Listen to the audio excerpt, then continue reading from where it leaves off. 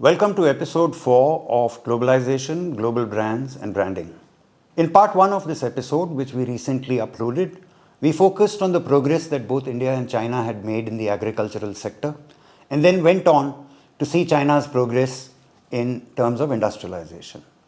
In this part 2, we will compare the progress that India has made in terms of industry with that of China. But before we focus on India, let me quickly summarize the path that China took in growing its economy. After almost 30 years of marching China down the Marxist road, Chairman Mao passed away. His successor, Deng Xiaoping, took stock of the nation which he was going to lead and made 2 quick points. 1, China had built an extremely strong military force. 2, it had a population of 1 billion, but most of them lived below the poverty line. Deng Xiaoping also couldn't help but note that Chinese people who had opposed Marxism and fled mainland China during its bloody revolution had formed 2 countries, Taiwan and Singapore, which not only had strong economies, but had standards of living for its people that were enviable. Now, China's culture had evolved for thousands of years before Marxism, or even Chairman Mao was born. And this culture had always had a very strong entrepreneurial or mercantile element in it, which must have traveled with the Chinese people who fled mainland China to create the nations of Taiwan and Singapore. And it is this entrepreneurialism, nurtured in the free markets of Taiwan and Singapore, that enabled businessmen to not only set up manufacturing facilities for world-class brands, but to also use the same facilities to create extremely strong global brands of their own, Asus, Acer, and HTC being some of them. This was enough proof for Deng Xiaoping to conclude that when it came to business and trade, which is what grows economies, bureaucrats and politicians who run public sector enterprises in a Marxist system were no match for enterprise in a private sector when it comes to efficiency, when it comes to scale, when it comes to innovation or profitability. Deng, betting that this entrepreneurialism of Chinese culture had not been smothered by 70 years of Marxism, and he declared soon that any Chinese citizen in the People's Republic of China could open, run, and manage his or her own business. In short, he created what is called a private sector in a communist nation. But a nation of impoverished people, even if they're 1 billion strong, cannot create a market big enough for businesses to grow and thrive in. So Deng's vision for his new breed of entrepreneurs was the booming global market that globalization had created. But competing in global markets requires manufacturing standards of a very high order, which in turn require very high technology and an equally high degree of manufacturing skills. Something that Deng noted the United States of America had in abundance. So in yet another bold move, Deng Xiaoping became the first Chinese leader to visit the United States of America. And when there, he invited the leading corporations of the world to come and set up manufacturing facilities in China in partnership with China's entrepreneurs. His incentive to these global corporations for manufacturing in China was extremely low manufacturing costs, largely due to low wage but extremely well-disciplined Chinese workers. In turn, he hoped that in partnering these global corporations, Chinese workers and Chinese entrepreneurs would acquire manufacturing skills that would help them make world-class products in China.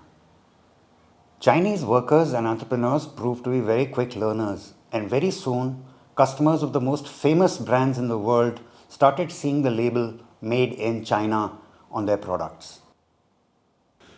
Academicians and journalists who've lived in democracies and never under totalitarian regimes have always viewed Marxism through rose-tinted, or should I say red-tinted glasses. And since China and USSR have been their role models, these leftists criticized Deng Xiaoping for what they called extremely un-Marxist actions, to which he's famously quoted as having said, "It doesn't matter whether the cat is black or white as long as it catches mice." So back to business in China. China realized that although low wages were an incentive for multinational corporations to come and manufacture in China, these low wages would not alleviate the poverty of the Chinese people, although they had helped increase employment. So next, China encouraged its entrepreneurs and its workers to set up parallel plants and manufacture huge volumes of high quality goods that they'd learned how to make and sell them in global markets under their own, very often unpronounceable names. Of course, there were cleverer entrepreneurs who did create quite pronounceable names. So while the world may have laughed at these early efforts of Chinese brands, they brought in greater profits and greater revenues, which started increasing not only the per capita income of China, but also the quality of living of its people. Now, having been exposed to international brands, the Chinese also understood that building brands was a long-term effort. The government then incentivized some of its more successful, larger scale businessmen to go out and acquire international brands which had a great reputation but were in financial trouble. Their strategy: purchase these brands and manufacture their products at extremely high quality in mainland China and export them across the world. In 2010, China got a new leader, Xi Jinping. His policy was to grow the economy faster, grow the quality of life of the Chinese people faster, by not subsidizing anymore the cost of making products in China that was sold at ridiculously low prices.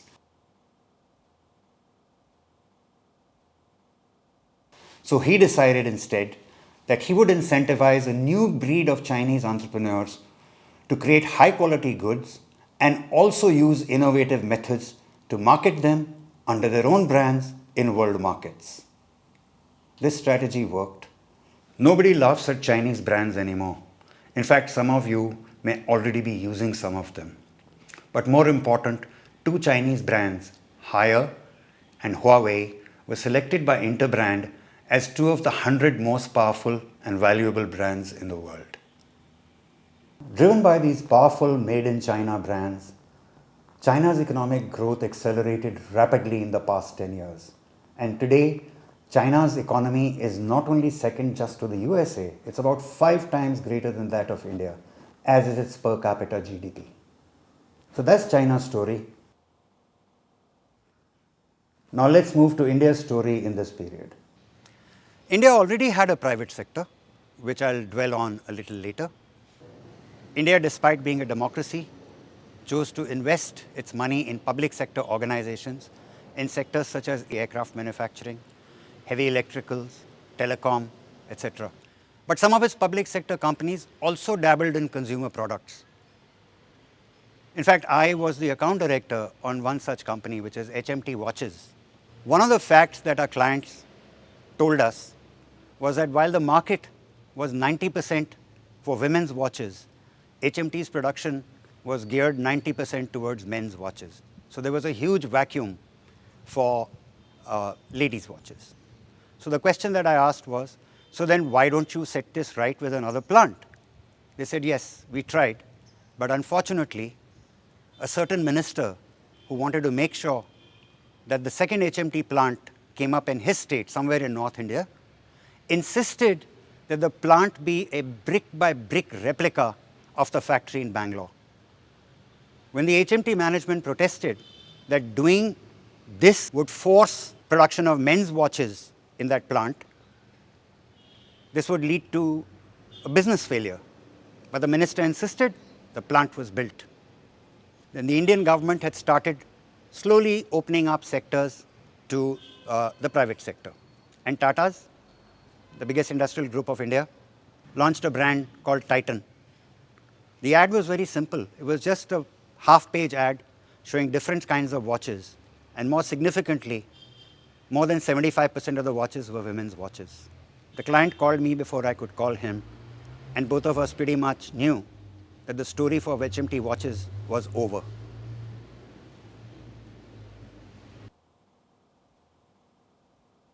I said that when colonizers came to India, they found the rulers, the people of India in general, to be the most welcoming people in the world. Everybody was welcome. This episode shows that Indians have another quality, which is a huge amount of patience. And this is where India and China differed. Sometime in the middle 80s, again a public sector company, Maruti Udyog, partnered with Suzuki of Japan to make small passenger cars and, more important, fuel-efficient cars. Until Maruti started coming onto India's roads, India's car industry was at about 30,000 cars per annum. Within 2 years of Maruti being launched, it had already achieved sales of greater than 50 to 60,000 per annum. Another significant fact, women hardly ever drove cars in India. Driving a Maruti car, the Maruti 800 at that time, caused a lot of women to find it to be extremely user-friendly, and in fact, Maruti single-handedly created a market for female drivers in this country, but which India's private sector didn't realize or identify. By the beginning of the 1990s, India's private sector car brands, Ambassador, Premier, Standard, started folding up. The Indian government had realized that the technology possessed by its private sector was far behind world standards. And as in the case of Maruti for passenger cars, the Indian government allowed local manufacturers to tie up with whoever they chose to in the world. This liberalization also allowed several other global brands of automobile passenger cars to enter the country. Daewoo, Ford, Honda, Peugeot, Mitsubishi. In fact, there wasn't any brand in the world of passenger cars that the Indian consumer couldn't buy. The government's policy to allow collaborations with leading manufacturers across the world was an opportunity for local manufacturers to acquire that know-how and create superior indigenous products. Did this work? Well, let me answer this with one example. In the year 2000, Maruti Suzuki was faced with its first real competitor, Hyundai of Korea, which launched a small car called the Santro, which did very well. Somewhere around that same time, to make sure that there was a competitive edge in terms of costs for Maruti cars, the government requested Suzuki to set up a gearbox plant in the country. Suzuki refused. And its grounds were simple, that it had invested billions of dollars in research to make gearboxes for small cars. A stalemate ensued, but this was later resolved when Suzuki's desire to get senior partnership in the JV with an over 51 or 52% stake in the JV was allowed by the government of India.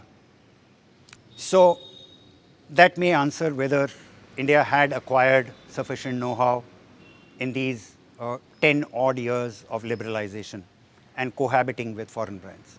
Few Indian consumers were aware of this standoff between the Suzuki Motor Company Limited and Maruti Udyog. The only visible symbol they had of some kind of a change was that the Maruti logo, which used to appear on what is the preeminent position in any car brand, the grille, was replaced by the diamond S Suzuki logo. And at the rear of the car, a less important place, the word Maruti was replaced by Maruti Suzuki. Now, many would call this rebranding because for most people in the world, branding is, like I said before, about logos and brand names. But this shift indicated something much deeper. The brand was the one that possessed the intellectual property to deliver a competitive edge in the market. The change in the logo, the change in the placement of logos, the change in the names was only the symbol of the change. And that's what logos always are, symbols. They are not the brand. The decision to give Suzuki a majority share in Maruti Suzuki proved to be right. And Maruti is still the dominant player with over 50% of the market share. Technology ruled once again. So in terms of user experience, about 3 generations of Indians have used or driven or experienced sometimes a Maruti or now a Suzuki car. And they've also experienced brands from across the world. So how does the consumer vote for these brands? Not in terms of awareness, but with his wallet. As this figure shows, just 2 Indian brands, Mahindra and Tata, account for just about 13% of the total market share. Seeing the success of this collaboration between Maruti and Suzuki, the Indian government liberalized rules even further. For two-wheelers, which is what the bulk of Indian consumers used, they allowed collaborations with local manufacturers, subject to the fact that not more than 26% of the equity of the JV would be held by the foreign collaborator. TVS tied up with Suzuki. TVS used to make mopeds before this. They started making motorcycles. Hero tied up with Honda. Hero used to make cycles before, started making motorcycles, 4-stroke. Escorts, which used to make its own brand of Rajdoot motorcycles, started manufacturing Yamaha motorcycles.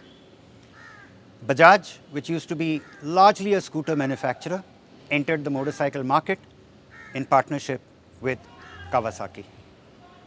The Indian consumer, never having experienced this level of delight in two-wheeled products before, responded like never before. So what happened between Maruti and Suzuki, in all fairness, is an opportunity that had to be allowed in the motorcycle business as well. So what followed starting from the year 2000 onwards, or around that time, the 4 principal Japanese brands, Honda, Suzuki, Kawasaki and Yamaha, took 100% control of their brands and their manufacturing in India, and their erstwhile partners, Indian partners, were left to carry on as best as they could with whatever technology or other lessons that they'd learnt from their partners. Take a look at these sales figures and you will note that unlike in the passenger car business, Indian two-wheeler brands haven't done too badly. So let's move to another market where India enjoys a reputation for being a superpower, the IT sector, or more specifically, mobile telephony. Now, mobile telephony came to India in 1994 or 1995, and very soon, the number of users in the world of mobile phones in India was second only to that of China. Indian entrepreneurs decided that if Sony, Panasonic, and other electronic and electrical brands could build a global presence and a competitive advantage by cutting costs and manufacturing in China, decided that they too could manufacture mobile phones of their specifications in China, leaving manufacturing to the Chinese and focusing on building brands, which had become, along with branding, a fairly hot word in those days.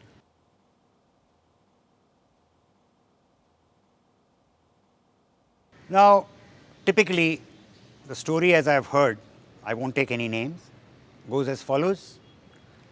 The Indian customer goes to China, to a leading mobile phone manufacturing company, and says, I want a smartphone for, say, around 4,000 to 5,000 rupees. The Chinese manufacturer says, well, here is a range of phones I can give you at that price. The Indian customer says, seems good enough.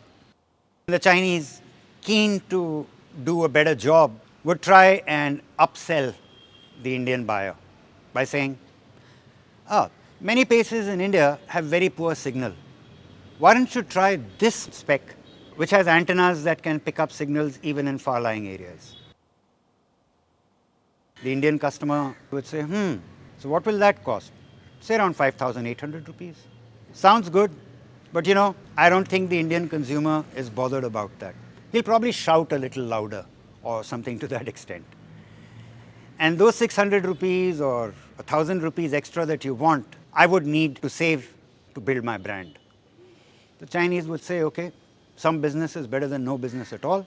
The Indian customer, they would negotiate, settle terms, delivery dates. And the Chinese would say, anything else we can do for you? And the Indian customer would say, yes, can I have blueprints of all of the phones that you're going to supply me so that I can call my advertising agency and tell them how to design a brand that fits on the phone. This practice went on, and a lot of Indian brands did exceedingly well. Every once in a while, as newer brands or newer models from global brands would enter the Indian market, they would send those models back to the Chinese manufacturer and say, listen, we've got some catching up to do. The Chinese manufacturer, as always, would come up with a solution that was cheaper than what the global brands could give. And business went on. The Indian mobile phone brands boomed, and some of them actually put in huge investments into advertising. One of them, I remember, was a sponsor of the IPL a few years ago. Sponsorship of an IPL can cost anything from 500 to 1,000 crores.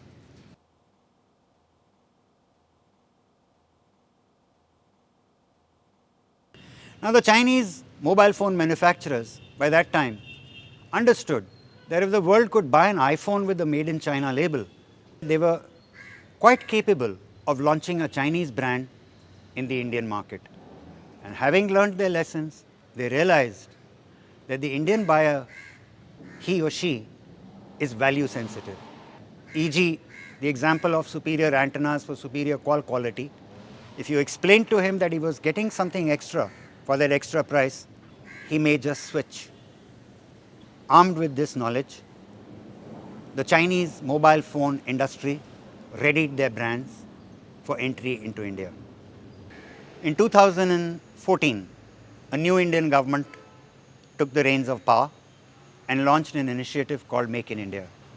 And one of the first to join the queue to set up shop in India were Chinese brands: Vivo, Oppo, OnePlus, Xiaomi, and several others. Setting up shop in India also meant a reduction in duties, reduction in costs, but not necessarily reduction in price. Because the Chinese felt that if their products were as good as the best in the world, then perhaps a premium price was something that they deserved. The first example of this was OnePlus. OnePlus had decided at that time to not just take on the world's most powerful mobile phone brands, but to take them on in what in India is described as the premium market, which means handsets priced at 30,000 rupees and above. Not very sure about how the Indian consumer would respond and in what scale. They utilized a very innovative by invitation only event. After popularizing the specs of their phones through a lot of the online technical journals, where a slightly more tech-savvy younger Indian generation could appreciate the niceties of processor power, the megapixels in a camera, the RAM, storage, etc. At an average price of about 30,000 rupees each, the first online sale by invitation only for 10,000 lasted exactly 2 minutes. So at about 30,000 each, 10,000 means 30 crores of sales in 2 minutes. Eyeing OnePlus's success, while Xiaomi was focusing on the middle segment of the Indian smartphone market, that means above 10,000 rupees and below 30,000 rupees, Xiaomi decided to do a OnePlus on OnePlus. But it was far more ambitious, did not limit sales through the invitation method. So they did a flash sale on one of the major online retailers, and in roughly 5 minutes, they sold out their entire stock, the value of 280 crore rupees. Now, this was in 2018. How has the Indian consumer responded to world-famous brands of mobile phones versus Chinese brands of mobile phones in the Indian market? This little pictograph should tell you the story. amongst others somewhere, they may be an Indian mobile phone brand. But I think more important, ask yourself, have any of your friends purchased an Indian mobile phone brand in the past 3 or 4 years?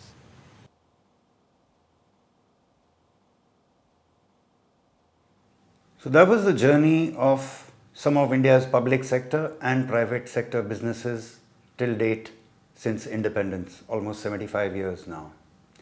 Where have they brought the Indian economy today? The government is still in business through its public sector enterprises, some of which operate in the consumer goods and services markets. Most of them are making losses, which is a drain on the national exchequer. And India's private sector companies, not only have they not seen much success in international markets, they've been steadily losing share to international brands even at home, the Indian market. One impact of this is on India's trade deficit, which at $100 billion today is the highest ever in its history since independence. This is despite a series of initiatives by successive governments such as Brand India, Incredible India, and now Make in India. India obviously has not walked the talk of these slogans. Neither has it learnt from its neighbor China's lessons. These lessons are what China practiced and become today a $15 trillion economy, almost 5 times bigger than India's GDP. Perhaps India could learn from Japan, which rose from the ashes of its defeat in World War II and walked the talk of a far more grim slogan: export or die.